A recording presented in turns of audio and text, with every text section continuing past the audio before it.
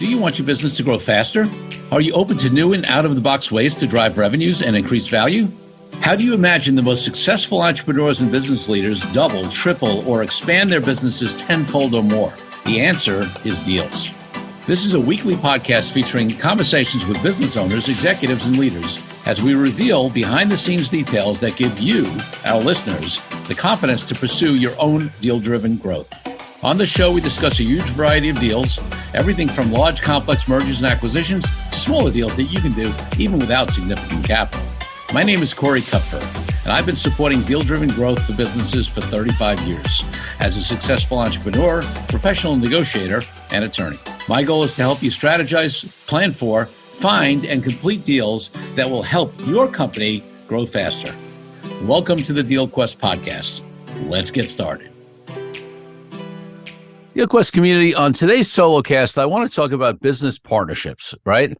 That is a kind of deal that we've had some guests on, talked about a little bit, but I think it's been a while. We've mainly focused on, other types of deals, M&A and capital raising and some of the various other types of strategic alliances and joint ventures that we also talk about. But, a fundamental deal that many people do or considering doing or maybe are concerned about whether they should be doing or not is business partnerships. And sometimes that's the first deal that somebody does in their business.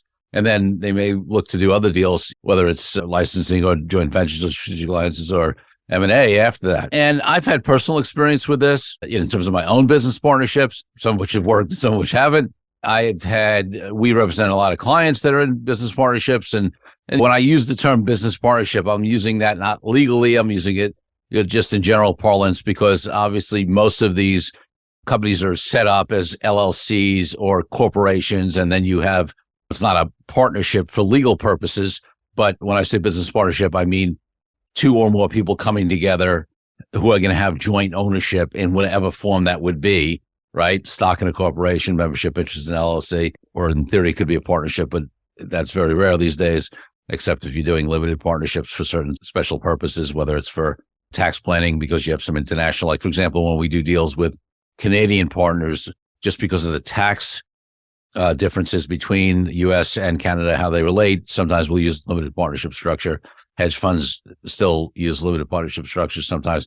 But in any case, the point is, whatever the structure is, I want to talk about being in a business partnership and what that takes. We also, not only do we help create the documentation for many new business partnerships, but we also evolve those agreements as things evolve, whether they're bringing in additional partners or creating additional equity classes, junior partners, or different class of folks who are going to have a piece of the company as they grow, whether that's through acquisition or onboarding key employees or that kind of stuff. And then also we do separation and dissolution. And in fact, we got some of that going on now for a couple of clients. And those can be difficult situations. And I'll talk a little bit about the way I approach the situation sometimes to try to help them move along in a positive way. So let's start out with the beginning of a potential business partnership. And very often people come together. You have these scenarios where people have known each other, their friends, their college buddies, their neighbors, whatever it is, their relatives, and they come together based upon that. And obviously that brings in other dynamics that could threaten the friendship or the family relationship, which we can talk about. And then other times people will literally sort of search out partnerships because they know that they have a particular skill set and that they're missing certain skills that maybe it's not as easy to hire, or they really want somebody invested in the business. Sometimes it's coworkers, right, who roll out from wherever they are and they've been working together. There's so many ways that business partnerships get formed. But no matter how they get formed, there's always a due diligence process you should do. Now, listen, it's easy to think about, hey, but somebody I don't know well, maybe I got an introduction. Strategically, it makes sense for us to get together. We don't know each other as well yet. So I need to do some due diligence on that person's background, on their experience, if they've had any issues in the past, lawsuits, bankruptcies, tax liens, you name it. Financial due diligence, are they in a position to contribute if a capital contribution into the company is required, or are they going to be, even if not, are they going to be under financial pressure? Or we can have alignment on the view on whether this company is going to make money early on, or whether there's going to be a period of time where it won't. Can they weather that? Cultural due diligence, personal due diligence. Can we fit? Can we work together as partners Do we have shared vision and values, which is the biggest one and is often skimped on? And I feel like there's so much talk about that these days. The cultural fit, the vision and value alignments, there's books written on it. And despite that, it's something that people often get wrong. And frankly, sometimes you think you have it and you may even have it for a while, but then the alignment goes out over time, and we'll talk about that. But even if you've known the person, even if they're your college buddy, even if you grew up with them, even if they're a family member, you may not have to do the personal due diligence because you know them as a person. You feel like you can get along with them, their strengths and weaknesses and what they bring to the table and even their faults. And you decided maybe you can live with them, right? We all have our own faults. But there's still other due diligence, certainly specific. You may have spent a lot of time together because you were college buddies or because it's your cousin, but have you really, really spent time talking about this particular venture, why you're coming together, whether the visions and values are aligned, what the trajectory is? Do you have the same goals and future plans and objectives, timelines, things like that? Or if you don't, do you have ways that you can address those up front so that there's not a disconnect later? There's always this body of work that needs to be done, and very often people skimp on it. And listen, I'm realistic, right? I can talk about what I'd like to see in a perfect world, but sometimes people get together because there's an opportunity, and that opportunity needs to be taken advantage quickly. I've seen that with, let's say, real estate property opportunities, or maybe there's a company that there's an opportunity to buy because somebody works there, and the owner's had a health issue, or there's a million reasons why opportunities come up that have to be acted on quickly, which may accelerate the process and also not allow for a full due diligence. But you want to try to do it as much as you can. And then if you haven't got to do everything up front, not just to skip the rest of that process because you've closed on buying the company, continue that process, because it's better to find out early on if there are issues and deal with them, or figure out you can't deal with them than later on. So that work up front is super, super crucial when you're getting into a business partnership. Now, let's talk about evolution, stage of life, just growing. People talk about it in a relationship or in a marriage that, we just grew apart, right? And that happens sometimes. We see that. And it happens in business partnerships, right? Maybe there was very good reason to be together in the beginning. Maybe you did your due diligence. There was good alignment. But we all evolve and change, and the business evolves and changes, right? You hear about business pivoting all the time. So you've got the business evolution, you've got the personal evolution, and then you've got the partnership evolution. And all of that creates challenges, right? So maybe if you're smart on the business side, you continue to see where the business is sort of going and how it's evolving. And that's not always in alignment with your initial vision. So you might have had a alignment of vision between you and your partner or partners, but now the market tells you something different, or the clients are asking for different services, products or services. And I usually say it's smart to follow where the market and the clients are taking you, right? You don't want to be super, super rigid to your original plan. I mean, it's great to have a view, but if there's not a market for it and your clients are telling you that they don't want that product or service, but they want this one, or they want you to evolve the product or service, or they want you to focus more on this industry than that industry, then some of the most successful companies go that way. They're sensitive to what the market and the clients are telling them. Well, that may cause the evolution of a business in a way that maybe some of the partners or one of the partners is more aligned with than the other partners, even though they were aligned to start with. And you need to figure out whether you can continue to evolve or whether you want to be involved. Listen, I've seen many, many companies where there's been amicable exits because of the way the company has grown. I won't mention names, but there's a PR firm I know about. We were a couple of partners, and the thing evolved in a way to become very, very successful. But one of the partners actually wanted a much more sort of bespoke, client-connected, customized kind of, that was his sweet spot. That was his joy spot, right? And even though the company, it was like bigger and more successful than that vision, which was in many ways a good thing, he realized that for himself, that was not what he wanted to be doing. So he negotiated his deal, and his partner bought him out, and she continued to grow and run the bigger vision. And he was able to start a new firm that was more in keeping with his alignment. And fortunately, they were able to do that amicably. I have another situation that's very similar, right? Different personalities that actually made them really good partners in a way, because one was much more of an operator, made sure the work was getting done, built a culture in the company, And the other one was much more of a business gatherer, a developer, right? Bigger vision kind of person. And that's actually could be a great combination, right? But they ran into some challenges and difficulties in terms of their different views of things and how things should be run. And they end up splitting. So that happens. Stage of life, even just ages, right? Maybe you go into a partnership where one partner is older than the other, but at that stage, it doesn't matter, right? He's 40 and somebody's 32. Maybe it doesn't matter, right? Because both of you have a long runway, you think. You're going to put in another 20, 25 years. Well, now maybe it's 20, 25 years later, or maybe somebody's life circumstances change, health issues, whatever, or they've done well enough, or they're interested in finding someone else. But you get to the point where somebody wants to make a different decision. They want to move their family to a different state. They want to work less, but you're still in the mode of working more, or vice versa. So these things come about. As from a lawyer point of view, it's easy for me to say, hey, listen, we need to try to anticipate this. And the way you do it is that you make sure in your deal documents, right, in your business partnership agreement, operating agreement for an LLC, shares agreement for a corporation, whatever we call the document, that we try to anticipate all of these eventualities. But here's the truth of it. It's hard to anticipate all these eventualities. I mean, you're not going to, when you're first starting a business, yes, you will anticipate and put in provisions there on what happens if you cannot agree or get along, or somebody wants to leave or get out. But you're not going to anticipate every variation of why that might occur and exactly what a tailored solution, what should happen.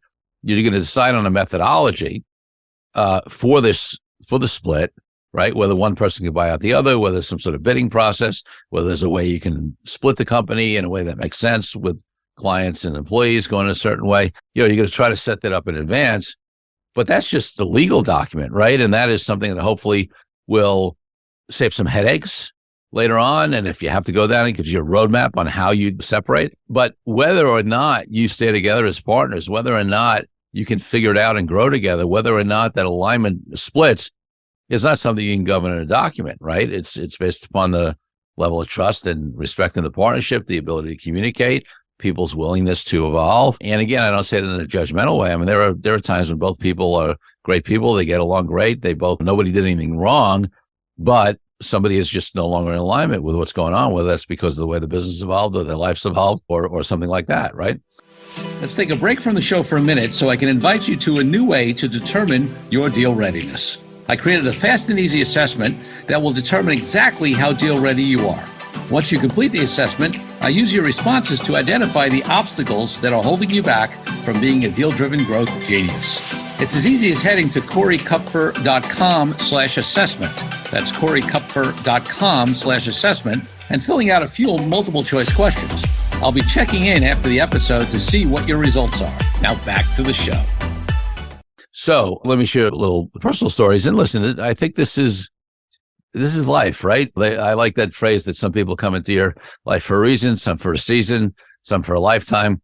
Listen, that's true in business as well. So I've been in several partnerships over the years in various businesses. I had an initial partnership in my law firm. I had started the law firm on my own. I added a partner, I added a second partner. And I'm going back now, we're talking the 90s, right? And that partnership was good for a while. And then what happened over time was that there was just differences of opinion as to relative contribution and relative reward that should come. And a lot of that was frankly based upon a difference in view of the numbers and the value. I've always been a numbers guy, and I look at what's coming down to the bottom line. Activity doesn't excite me. Revenue doesn't excite me. Sure, you want revenue growth, but if it's at the expense of profitability, the bottom line is what comes down to the bottom line that you're taking out of the business? Why are you in business, right? You're in business for many reasons. You want to serve people. You want to help your clients. You want to build a great environment for your employees. But ultimately, for most of us, we also want to make money and have it be financially lucrative, whether we use that money for our own personal needs or we get to do more philanthropy or whatever it is, right? Combination. And so for me, it was always about the bottom line. So in my first partnership, frankly, it was largely economic differences. I would put it down as a different view of perceived value, right? And when you get to the point where people believe they'd be better off on their own than in the partnership, well, then they're probably going to go that way. And listen, in hindsight, it was probably the best move for me and one of my ex-partners, who's the main other guy that had come in and joined me. And he's been very happy with his road from what I understand. We got together, I think it was I think it was 20 years, he reached out and said, hey, it's been a long time, a lot of water under the bridge. Let's get some dinner. And me, him, and our third partner got together, and it was great. Like to listen, time heals a lot, right? And we were both, I think, very happy with where we went. And in fact, that third partner is actually still, I'm still in relationship with. He's Arnie Hers, who's the trademark up counsel of my firm, and has been ever since we split as partners. And we all went our own ways, and I think we've all been very happy with that. But for a time, it really made sense, right? What happened with me is I got to go from a solo to bringing in other people and other partners. My first partner joined me very early, about a year and a half in, after I had developed enough business that I couldn't handle it all on my own, which was very fortunate in that short period of time. But it also allowed me to do, because I was doing a lot of stuff that I was a corporate and deal guy always in terms of my background, except for my first year at law school where I split time with labor and employment law. And when I first hung out my shingle, I was doing a lot of other stuff. And the partner I brought in got to take over all of the litigation and everything that I really didn't want to do, but was doing because I needed to pay some bills. And it was great. And it ran for a while. We grew the thing, and we built some client base and built some reputation, and it worked for a while. Another partnership I had was around real estate investment. And that was with a guy who is of counsel of my firm, Dan Schluffman, of counsel of my firm on the real estate side. And we did some real estate investment deals coming into, unfortunately, the Great Recession. We did well on some stuff, and then we had some stuff that didn't go well. But his and my partnership stayed strong throughout the entire thing because, we both worked hard. We had alignment in vision and values, made decisions well. We just closed up those two funds during the recession. But that was a great partnership. He and I had different skills and abilities, but we had superb communication, aligned vision and values in that, and it went really well. Some I've talked about, not mentioned at least, my last partnership, which ran from 2010 to 15, and that one was actually great for a couple of years, and then started becoming challenges. And that one was a big split in vision and values, and the way to treat people and culture in the firm, and large turnover on the other side when I have loyal people and things like that. So that one actually became like just a disconnect, like out of integrity for me to stay into. But listen, even out of that, there was positive things that happened. I certainly met some amazing people. I have clients and colleagues who I wouldn't have met through that.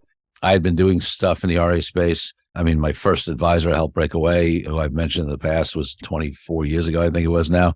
So I had done some stuff in the space, but I got way more deeply steeped in the RA space when I was there. That was huge because I love the industry and the people. So I think that there are certainly benefits of partnership. I'm going to talk about my experience personally and also my experience in representing many business partnerships. The benefit of partnerships are that you have someone else, ideally, who's as committed, right, as vested, as all in the firm, in the company as you are. And you get to share the burden, right? The weight's not all on you. Some people say, well, you can hire folks to have the skills that you don't possess.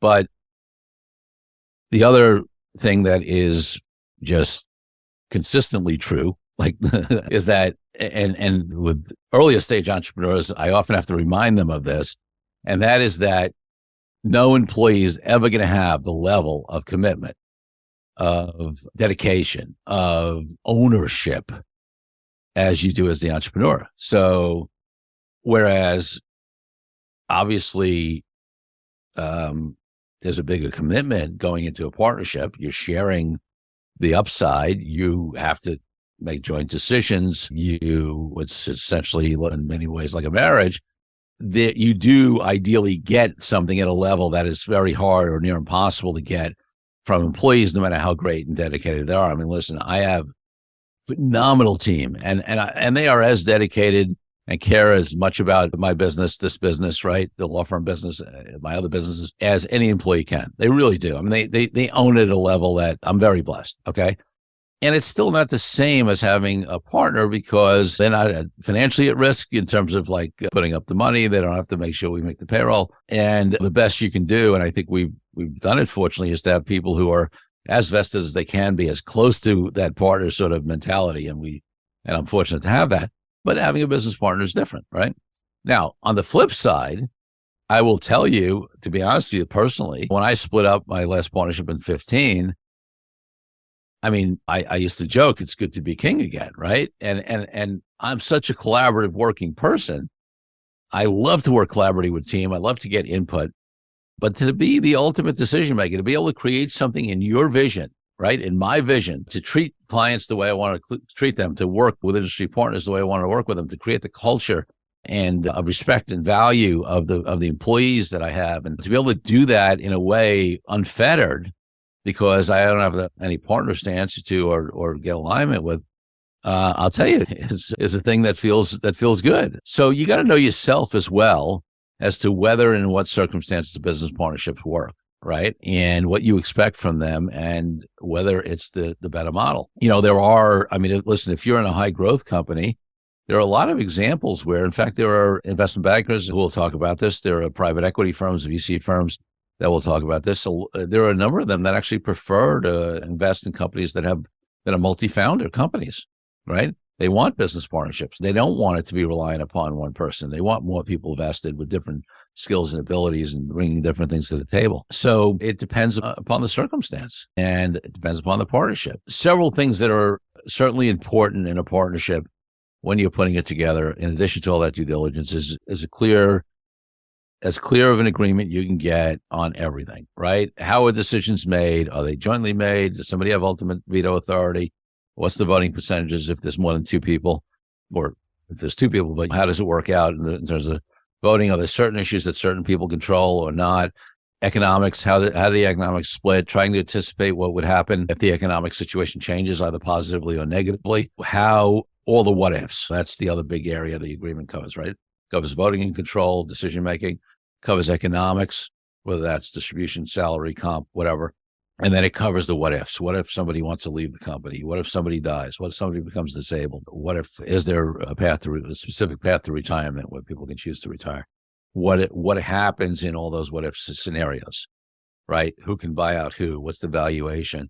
I won't get into the details of everything that goes into a business partnership agreement, whether it's in the form of a shareholders agreement, an operating agreement, an LLC agreement, whatever we want to call it. But there are a lot of things that to deal with there. And I think in some of the very early podcasts, when it was called Fueling Deals back in year one, I think I did one that got into nuts and bolts on that a little bit. But this is more of a high level conversation. But listen, one of the things that every good lawyer and advisor will tell you is that doing that agreement up front, when you're less likely to know who it's going to affect, right? You don't know who's going to die first. You don't know who's going to want to leave the company first. You don't know any of these things. And so it's much easier to come to what would seem to be a neutral, a fair agreement than obviously at a time where there's already been a triggering event. We know who's on what side of the coin, right? And I know people sometimes, again, whether it's the situations where there's a quick opportunity that they have to get into, or maybe there's budget concerns up front, so they don't want to spend the money to do a real agreement with a lawyer. But I've seen too many disasters when that's not done. So definitely do that. I want to talk a little bit about separation. So we've all heard of these disasters when partnerships break up. And listen, I've had, I guess, all across the spectrum personally. I mean, my first partnership, there was some tension and animosity and differing views, but we worked out a split that had us actually continue to share the office space because we had a lease that continued and operate our own firms out of the same space. So it was, and have the clients choose where they want to go. It's a smooth transition. My other partnership I mentioned on the real estate side with Dan, that one didn't really split up. It's just the funds closed. We divested from all the real estate investments and returned the money to folks, whatever it was. So that just sort of ended. And then this last one, it was actually on the bad side, right? I won't mention any details and even the name, but there was some stupid stuff that happened and vengeful stuff that happened on the other side. So I've been through all of it, right? And as an attorney, sometimes we call in to represent one of the partners or partner group, right, against the other ones where there's a dispute, and we don't litigate in-house. We have great relationships with referral sources where we'll stay involved strategically and work with the litigators. But more often, because we don't litigate, we're getting called in to try to negotiate a negotiated exit, right? I'd like to say an amicable exit. Sometimes it's not totally amicable, but at least it's negotiated. And we very often do that. And people who are willing, let me put it this way, it is rarely the best choice to and have a dispute when you're splitting a business, because the negative impact on the business, the negative impact on the clients, negative impact on employee retention, in addition to the client retention and experience, is often so great that everybody loses, right? So if people can set aside their egos and maybe, in each case, give a little more than they expected and be able to move on, as human beings, we are so inclined often not to fully take into account or anywhere nearly fully take into account opportunity costs.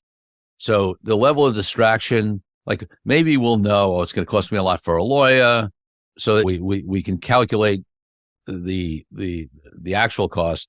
But what we leave out is the fact that it's going to be a huge distraction, time, energy, emotion, effort, not only on you, but your team, your employees, your clients. So the opportunity cost of being able to move on or not being able to move on is significant. So I'm always happy when we can help facilitate, which we do a lot of. Doesn't always work because sometimes people are just so far apart and their egos are so engaged that people are so angry.